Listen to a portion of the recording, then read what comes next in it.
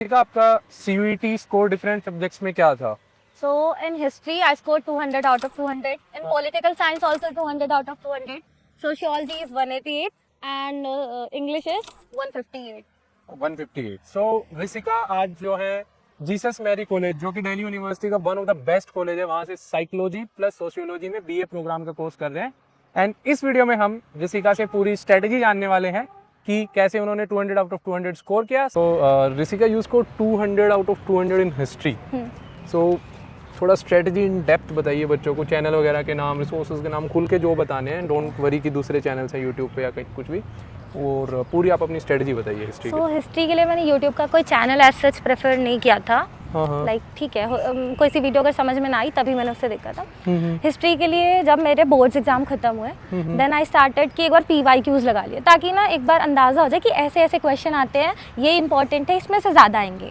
तो मैंने PYQs लगा लिए थे पहले ही, क्योंकि 10 क्योंकि हमें पता चल, फिर पेपर का पैटर्न पता चल जाता है। 10 फुल सेट्स? या फुल सेट्स, बिकॉज मैंने दिया हुआ था बोर्ड्स। मतलब आपकी अच्छी तैयारी थी? या बोर्ड्स में भी 95 थे हिस्ट्री में। अच्छा। सो उसके बाद आपको 3 टाइम्स रिवीजन करनी है, और रिवीजन का मतलब ये नहीं आप पूरी बुक पढ़ रहे हो।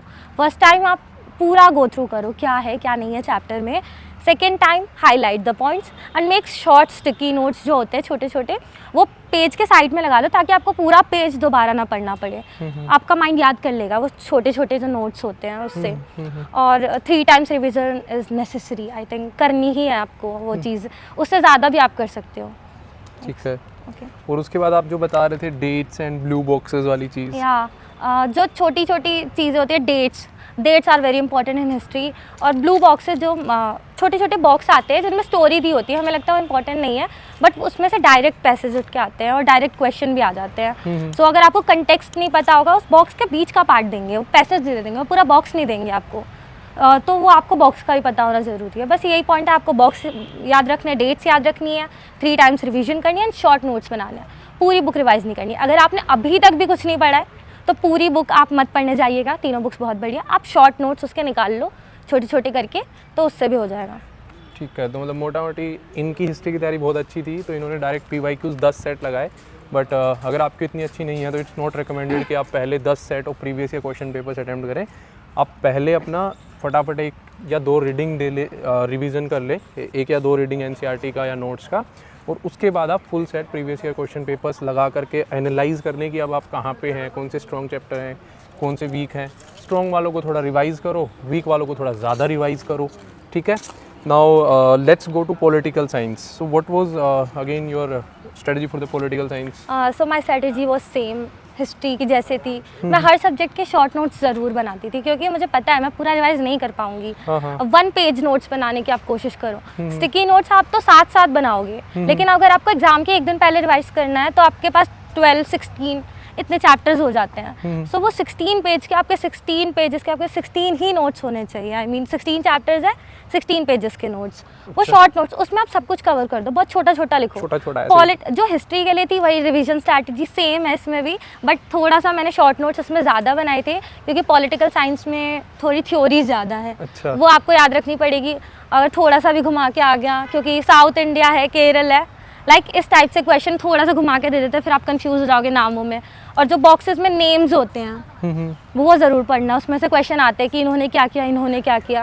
अच्छा। बॉक्सेस तो हर में रेफर करना है, क्योंकि शायद CUET NT वालों को पता है कि बच्चे बॉक्स नहीं पढ़ते हैं। उसी में से क्वेश्चन देने हैं। ठीक है भाई, बॉक्सेस पढ़ लेना, पतली सी बुक है, रिवाइज़ करनी है 3 बार अपने वे में, कैसे भी रिवाइज़ कर लो। 1 बार में नोट्स बना के 2 बार नोट्स को रिवाइज़ कर लो, या 3 बार NCERT से कर लो, NCERT को अंडरलाइन करके कर लो। लेकिन क्रक्स यही है हिस्ट्री और पोल साइंस के लिए, NCERT जितना पी जाओगे उतना अच्छा स्कोर कर जाओगे।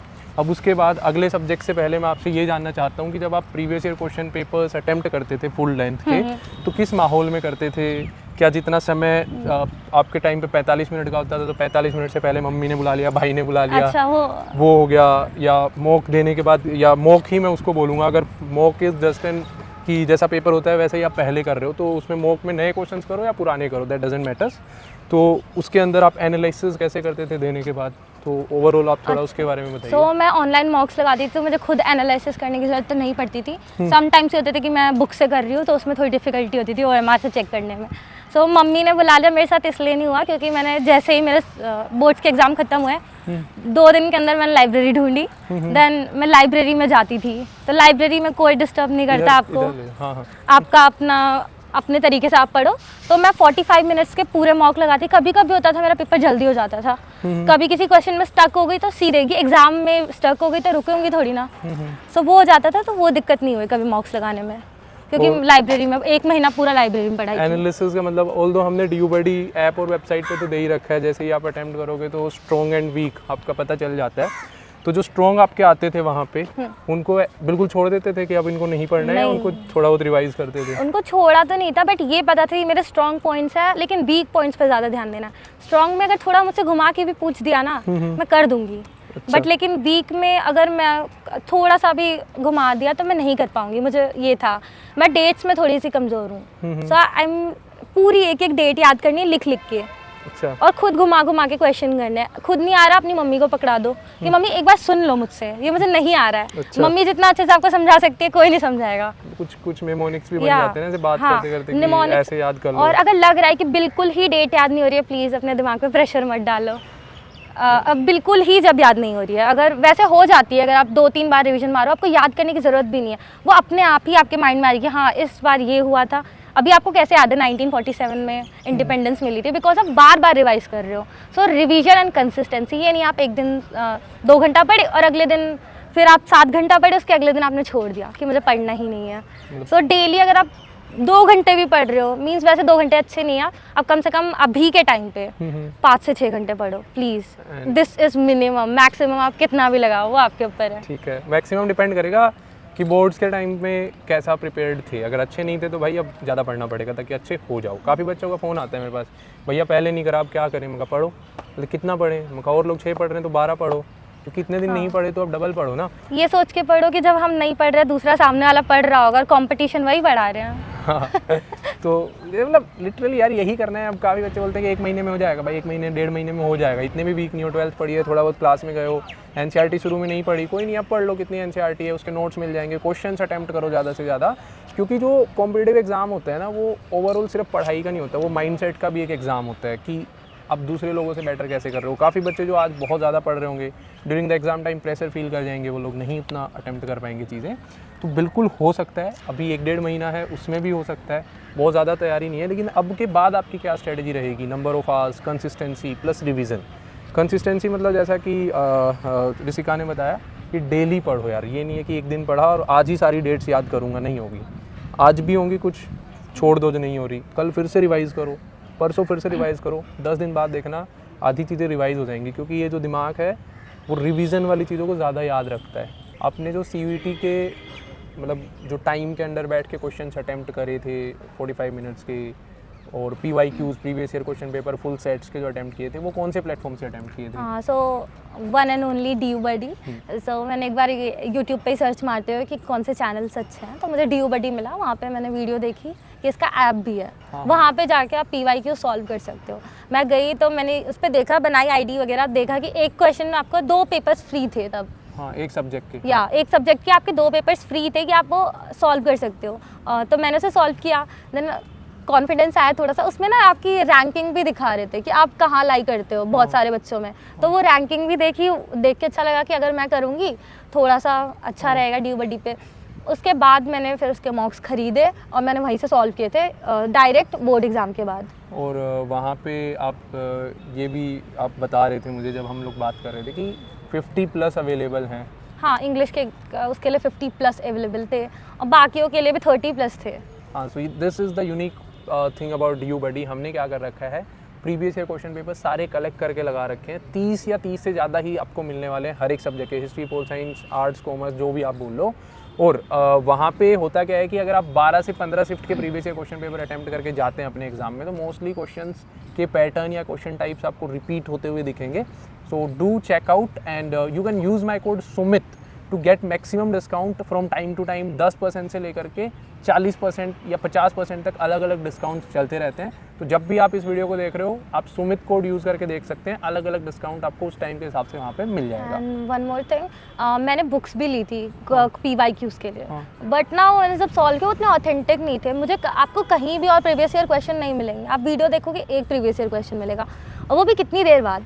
यहाँ पे अगर अब DU बडी पे मैं गई तो एक चीज़ सरप्राइजिंग मिली कि यहाँ पे सारा है एक ही साथ, और ये थोड़ा सा कि लग रहा है कि ये सही में PYQ है। लाइक बुक्स में वो कहाँ से दे रहे हैं पता नहीं चल रहा, वो चैप्टर के बाहर से है। अच्छा, बुक्स वाला जो मैंने, तो फिर मैं बुक्स वाला रिकमेंड नहीं करूँगी, आप मत खरीदो बुक्स, पैसे बर्बाद होंगे। आर यू फोर्स्ड टू से दिस? मतलब जबरदस्ती नहीं, इतना वो होता है ना पर्सनल एक्सपीरियंस कि इतना ऑथेंटिक कहीं मिला नहीं मुझे, जो मेरे को लगा कि PYQ यहाँ पे है। पढ़ने के बाद पता चल जाता है कि ये ऐसा ही पेपर बनेगा। वो पढ़ रही थी, मुझे लग रहा था ये क्वेश्चन कहाँ से है, तो चैप्टर में था ही नहीं बुक्स में। हाँ, सो ये पूरा आपको वहीं से मिलेगा जहाँ से सही में चैप्टर के अंदर से ही क्वेश्चन मिलेंगे DU बडी पे। सो 2023 का पहला पेपर हमने फ्री भी रख रखा है, आप जाके चेक कर लो ये सही बोल रही है या गलत बोल रही है। मतलब हमारे चैनल पे तो maybe see might think कि अभी आप सोचो कि इनसे बुलवाया गया है, ऐसा तो कुछ है नहीं। तो जाओ 2023 के फ्री हैं, हर एक सब्जेक्ट का पहला पेपर आप अटेम्प्ट करो and then you decide it. Okay, so overall काफ़ी बच्चों को ये भी डाउट रहते हैं कि कोचिंग लें या नहीं ले। लास्ट में अब कोर्स बेचने वाले बहुत लोग हैं, फ्री वीडियोस भी अवेलेबल है यूट्यूब पे और कोचिंग्स भी अवेलेबल है। So what will you suggest? So past 2 years में CUET का उतना भी क्रेज नहीं था, लाइक कोचिंग सेक्टर में तो इतना नहीं था, लेकिन अब मैं जहाँ जाती हूँ मुझे CUET के बोर्ड्स दिखते हैं। सो कोचिंग तो बिल्कुल मेरी तरफ से नो है, नहीं लेनी कोचिंग, आपको ज़रूरत ही नहीं है। आप PYQ करोगे खुद NCERT, वो क्या अलग पढ़ाएंगे आपको, वही तो पढ़ाएंगे। जो टॉपिक समझ नहीं आ रहा आप जाके सर्च करो, यूट्यूब पे हज़ारों वीडियोस है, आप कोई एक रेफ़र करो आपको आ जाएगा। बहुत सारे चैनल है, ट्विन ब्रोज एक चैनल है ह्यूमैनिटीज़ के लिए, उस पर बहुत अच्छी अच्छी वीडियोस आती है, आप उसको रिकमेंड मैं करती हूँ कि आप उसको फॉलो करो, वो अच्छी वीडियोस देते हैं। तो लाइक बहुत सारे चैनल्स है। कोचिंग अच्छी नहीं है CUET के लिए, ज़रूरी भी नहीं है और अच्छी भी नहीं है। उतनी आपको ऑथेंटिक कोचिंग मिलेगी भी नहीं जो वही पढ़ाएंगे जो आप ट्यूशन में पढ़ते थे ना बोर्ड्स के लिए, वही पढ़ाएंगे वो भी। और एक और चीज़ मैं आपको बताता हूँ, वैसे डीन ऑफ एडमिशन्स है दिल्ली यूनिवर्सिटी की, उन्होंने भी मना किया है। और CUET was not made for the coaching industry. Actually मेरी बात चल रही थी उनसे, अब ज़बरदस्ती coaching industry, EdTech is not there to help students nowadays I think so. EdTech क्या हो गया कि जस्ट टू अर्न मनी, कि कुछ भी है बच्चों को डरा दो कि मतलब फॉर्म ऑफ फिल करवा दो एंड हो जाएगा। So you should not go for coaching, इतना हार्ड नहीं है, खुद से भी हो जाएगा। प्रैक्टिस करो क्वेश्चंस की ज़्यादा से ज़्यादा। अब नेक्स्ट चीज़ हम लोग, मैं आपको एक बात बता देता हूँ कि मेरी एक यूज़र से बात हो रही थी, तो उन्होंने मुझे बताया जब मैं बात कर रहा था, शी वॉज फ्रॉम गुजरात, कि भैया जो CUET का सत्याग्रह वाला एक आपके में ना एक केस स्टडी है सत्याग्रह की, इस साल वो सेम क्वेश्चन हिस्ट्री में भी आया था बोर्ड्स में और सेम CUET में भी आ रखा है। तो DU बडी के उन्होंने स्क्रीनशॉट भेजा, मैं बोलूँगा एडिटर को लगाने के लिए कि देखो ये तो बोर्ड्स में भी क्वेश्चंस डायरेक्ट रिपीट हो रहे हैं। तो बहुत ज़्यादा चांसेस हैं कि आपके CUET में भी आप फिर ऐसे ही स्क्रीनशॉट भेजो हमें कि क्वेश्चन देखो भैया रिपीट हो गए हैं। ठीक है, तो you can check out this photo. Aditya photo लगा देना भाई। नेक्स्ट आप बोल रहे थे कि काफ़ी बच्चे एक लूप में फंस जाते हैं, लूप ऑफ कि जो नहीं हो रहा है वहीं पे माथा पच्ची करके दिमाग खराब कर लेना है। दो चीज़ों में लूप में फंसते हैं, या तो जो नहीं हो रहा है उस पर अटके हुए हैं या जो हो रहा है उस पर अटके हुए हैं। क्योंकि ह्यूमन ब्रेन है, हम आसान काम करना चाहते हैं, हम मुश्किल काम क्यों ही करेंगे, हमारा दिमाग क्यों ही मुश्किल काम करने के पीछे भागेगा। सो जैसे अगर आपको फर्स्ट चैप्टर आ रहा है, सोवियत यूनियन वाला चैप्टर है, आपको फर्स्ट चैप्टर बहुत अच्छे से आता है, आप बुक खोलोगे, आप उसको पढ़ोगे, आप सोचोगे हाँ मेरा बहुत हो गया, बट जो लास्ट के चैप्टर्स है वो आपके हुए ही नहीं है। आप हमेशा ध्यान देना, आपका फर्स्ट चैप्टर बहुत अच्छा होता है, लास्ट चैप्टर में आपको बहुत सारी चीज़ें याद नहीं होती, तो इसीलिए होती है। तो मैं क्या करती थी ना, मैं लास्ट चैप्टर से शुरू करती थी रिवीजन करना। अच्छा। क्योंकि मुझे पता है मैं इस लूप में फंस जाऊंगी और फिर मुझे लगेगा फर्स्ट चैप्टर मैंने 4 बार रिवाइज किया हुआ है, मैं 5वीं बार भी उसी को उठाऊंगी अगर मैं आगे से करूँगी तो, जबकि मुझे पता है मैं 4 बार कर चुकी हूँ। तो पीछे से स्टार्ट करो रिवीजन करना। It's all about your weak points पे डरो मत, वीक पॉइंट्स को टच करो ऐसे और पूरा जोश के साथ उनको भी पढ़ना पड़ेगा। क्योंकि हमारा दिमाग वही करता है कि यार ये हो रहा है, मम्मी ने बोला 1 घंटा पढ़ लो, तो फिर से वही चैप्टर पढ़ लिया, फिर पढ़ लो तो फिर वही चैप्टर पढ़। अगर आपको लग रहा है कि भाई मेरे को एक ही चैप्टर पढ़ना है तो पीछे स्टार्ट करो। अच्छा, और जो नहीं हो रहा लास्ट चैप्टर, हाँ लास्ट चैप्टर उठाओ और डिवाइड कर लो, एक ईजी डिवाइड कर लो, एक डिफिकल्ट। ईजी में आप PYQs मॉक्स लगाओगे, आपको पता चल जाएगा ये चैप्टर मेरे ईजी है, ये चैप्टर मुझे नहीं आ रहा है, डिफिकल्ट है। लाइक जो चैप्टर बोर्ड्स में कटे हुए हैं वो तो लगेगा ही डिफिकल्ट है क्योंकि वो एग्जाम में आ रहे हैं CUET के। सो आप दोनों को डिवाइड करो, इजी चैप्टर, डिफिकल्ट चैप्टर, और वो आपके हिसाब से होंगे, वो मैं नहीं बता सकती या सर भी नहीं बता सकते कि ये इजी है, ये डिफिकल्ट है। किसी चैनल पे भरोसा मत करो उसके लिए प्लीज़। कुछ चीज़ें तो खुद की कुछ भी चीज़ें होती खुद हैं। की होती, चेक करो, चैप्टर वाइज मॉक्स लगाओ, वो भी ड्यू बडी पे है, आप चैप्टर वाइज लगा के उसको चेक करो कौन सा चैप्टर इजी है, कौन सा डिफिकल्ट है, देन करो, बस सिंपल है बहुत। इतना ज़्यादा हार्ड नहीं है। Okay, so let's conclude this video, बहुत लंबी हो चुकी है। हाँ। और एनी 2-3 बातें जो आप अपने जूनियर्स को बोलना चाहो एग्ज़ाम से पहले? डर तो सबको लग रहा होगा। हाँ, डर लगता है, मेरे को भी लगता है डर, जाने में, एग्ज़ाम सेंटर तक पहुँचने में भी डर लगता है। हाँ। प्लीज़ अपना जो एडमिट कार्ड होता है उस पर ध्यान देना। एडमिट कार्ड में बहुत सारी दिक्कतें आई थी पिछली बार, जो एग्ज़ाम के लिए मेन है। कंसिस्टेंसी से पढ़ाई करो, एक दिन पढ़ा, दूसरे दिन छोड़ दिया, तीसरे दिन भी छोड़ दिया, क्योंकि पहले दिन पढ़ा था ना, इसलिए कंसिस्टेंट। और रिवीजन, शॉर्ट नोट्स ज़रूर बनाओ, शॉर्ट नोट्स बहुत ज़रूरी है। आप फुल लेंथ नोट्स बनाने मत बैठो, कॉपी ली, बढ़िया से नोट्स बनाऊंगा साफ़ सफाई से, थोड़े से गंदे भी बनेंगे, वो आप ही पढ़ोगे, वो किसी को दे नहीं रहे हो आप। So short notes, revision, consistency, and then आप स्ट्रेस मत लो, और एडमिट कार्ड अपना जब भी आए प्लीज़ उसकी 2-3 कॉपीज़ आराम से निकलवा के रख लेना। और अगर कुछ भी, हमारा इंग्लिश का एग्ज़ाम की डेट चेंज हो गई थी, अगले दिन एग्ज़ाम था, तैयारी करके बैठे हैं, एग्ज़ाम की डेट चेंज होगी रातों रात। सो ऐसी चीज़ें अभी भी हो सकती है, प्लीज़ स्ट्रेस मत लेना, बस इतना ही है। कोई नहीं, ड्यू बडी को फॉलो कर लेना, जो भी अपडेट रहेंगे वो हम ऑफिशियल एंड ऑथेंटिक बताएंगे। एक कोई चैनल है जो 50 वीडियो बना देता है, अपडेट आता ही नहीं है, तो डोंट वरी, ये हमारी जिम्मेवारी है आप तक सही इन्फॉर्मेशन पहुंचाने की। सो बहुत बहुत धन्यवाद ऋषिका, आपने समय दिया, एंड अब बच्चों के साथ काफ़ी अच्छी बातें आपने शेयर की। होप इन बहुत ज़्यादा हेल्प होगी आपकी। Please subscribe to due buddy, like कीजिएगा, साथ ही साथ मैं ऋषिका का एक प्रोफाइल क्रिएट कर दूंगा ऐप के ऊपर, अगर आपको इनसे बात करनी है तो आप कुछ बच्चों को ये गाइड भी कर पाएंगे, तो ड्यू बडी ऐप पे जाकर के आप चेक कर लीजिए। Thank you, bye bye. कैसी लगी वीडियो कमेंट्स में बताना, और नेक्स्ट वीडियो आपको किस कोर्स से रिलेटेड या किस कॉलेज से रिलेटेड, कहाँ के टॉपर से आपको बात करनी है, हमें बताइए। Everything will be available for you.